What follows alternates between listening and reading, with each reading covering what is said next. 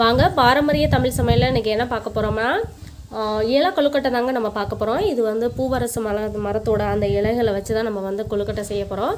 இதுக்கு வந்து பச்சரிசி தாங்க எடுத்துக்கணும். இதில் வந்து 3 டம்ளர் வந்து பச்சரிசி எடுத்து நல்லா ஊற வச்சுக்கணுங்க 2 மணி நேரம். அதுக்கப்புறம் வந்து நம்ம அரைச்சிக்கலாம். அரைச்சதுக்கப்புறம் நம்ம வந்து பார்க்கலாங்க. வாங்க, இது தாங்க பூவரச மரம். இதோட இலைகளை தானே நம்ம வந்து கொழுக்கட்டை வந்து செய்ய போகிறோம். இந்த இலைகள் வந்து இதாக இருக்கும். இங்கே பாருங்கள்,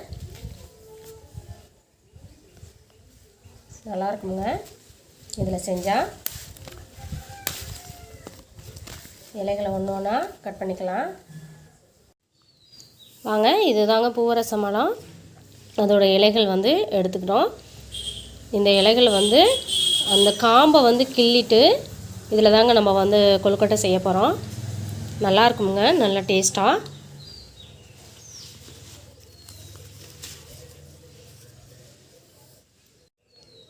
ஒன்று ஒன்றா பறிச்சுக்கலாங்க. பறிச்சுட்டு அந்த காம்பை கிள்ளி எடுத்துட்டோன்னா அதுக்கப்புறம் வந்து அலசிட்டு நம்ம வந்து கொழுக்கட்டை செய்ய வேண்டியதாங்க. நம்ம பூவரசு மரத்தோட அந்த இலையை வந்து கழுவி வச்சுருக்காங்க. அதுக்கப்புறம் வந்து மாவு வந்து இந்த மாதிரி தாங்க இருக்கணும், ஆட்டணும். இதில் வந்து ஏற்கனவே வந்து நம்ம உப்பு போட்டுட்டோம். ஆட்டும் போதே உப்பு போட்டுட்டோன்னா நல்லா எல்லா மாவுலேயும் கரெக்டாக இதாகிடும். இப்போ வந்து இதுக்கு வந்து பூரணத்துக்கு வந்து எள்ளு வந்து நல்லா வறுத்துட்டு அரைச்சி வச்சுக்கோங்க. அதுக்கப்புறம் வந்து பொட்டுக்கடலையை வந்து நல்லா அரைச்சி வச்சுக்கோங்க. தேங்காய் துருள் வந்து 1 கப்பு அந்த ஒரு மூடி வந்து எடுத்து வச்சுக்கணுங்க. அதுக்கப்புறம் வந்து வெல்லம், இது தாங்க பூரணம். இதை வந்து நம்ம வந்து வைக்கலாங்க. இப்போ பாருங்கள், இது எல்லாத்துலேயும் நல்லா கரெக்டாக இது பண்ணிவிட்டு எல்லாம் ஃபுல்லாக தடவிட்டு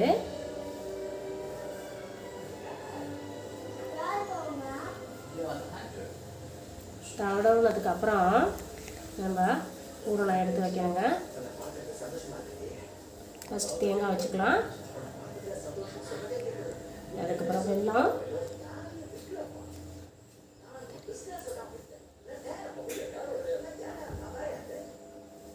பொட்டுக்கடலை வந்து அரைச்சி வச்சுருக்கோங்க. அதுக்கப்புறம் வந்து எள், இது எல்லாத்தையும் வந்து சேர்த்து வச்சிடலாங்க. வச்சுட்டு மூட வேண்டியதாங்க.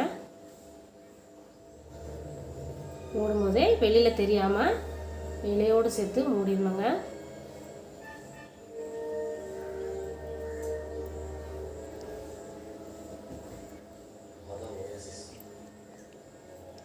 இந்த மாதிரி வச்சிடலாங்க.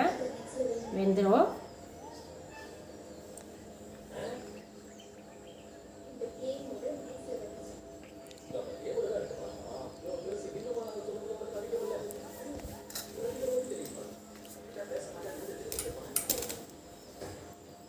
எடுத்துக்கலாங்க மாவு.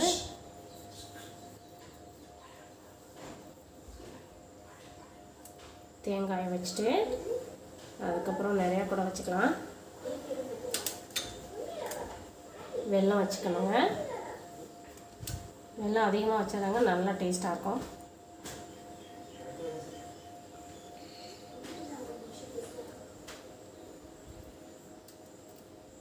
எள்ளு பொடி வந்து மேலே வச்சுக்கலாங்க. இதை அப்படியே மூடிட வேண்டியதாங்க.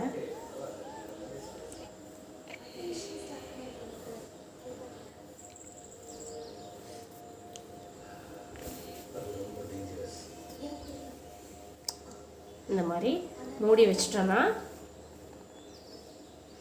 கரெக்ட் ஆகிடுங்க.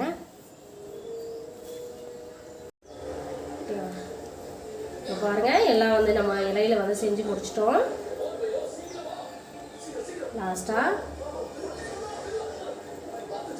ஃபஸ்ட்டு இதை வச்சுக்கலாம்.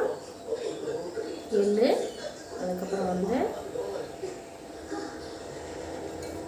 பொட்டுக்கடலை, வெல்லம், தேங்காய் துருவலை வந்து எடுத்து வச்சுக்கலாங்க.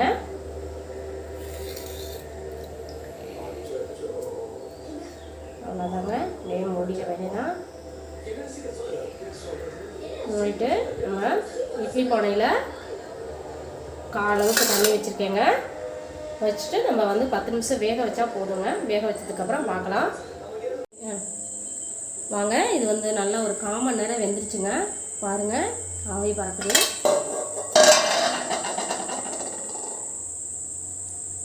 பாருங்கள், நல்லா வந்து கலர் வந்து வேறு ஆயிடுச்சு. இலையோட கலர் வந்து நல்லா வேறு மாதிரி ஆயிடுச்சு. நல்லா சுடுதுங்க. பாருங்கள், எடுத்து வச்சிட்டோம். கொஞ்சம் நேரம் ஆறட்டும். நல்லா வெந்துருச்சுன்னு எப்படி பார்க்கணுன்னா, கலர் வந்து வேறு மாதிரி இருக்குங்க. இலையோட கலர் வந்து வேறு மாதிரி இருக்கும். அப்போதைக்கு எடுத்தால் போதும். பாருங்கள்,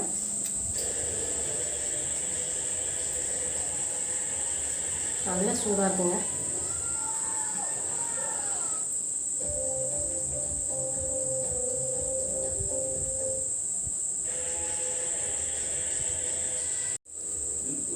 வாங்க பிரித்து பார்க்கலாம். இங்கே பாருங்கள், இந்த மாதிரி தாங்க இருக்கும். பாருங்கள், நல்ல சுவையாகவும் மணமாகவும் இருக்குங்க இலை கொழுக்கட்டை.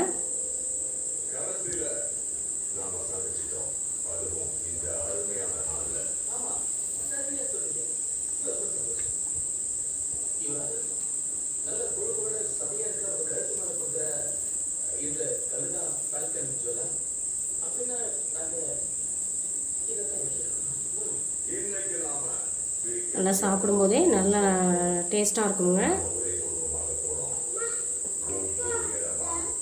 இந்த வீடியோ உங்களுக்கு பிடிச்சிருந்ததுன்னா லைக் பண்ணுங்கள், சப்ஸ்கிரைப் பண்ணுங்கள், ஃப்ரெண்ட்ஸுங்களுக்கு ஷேர் பண்ணுங்கள், கமெண்ட்ஸ் பண்ணுங்கள்.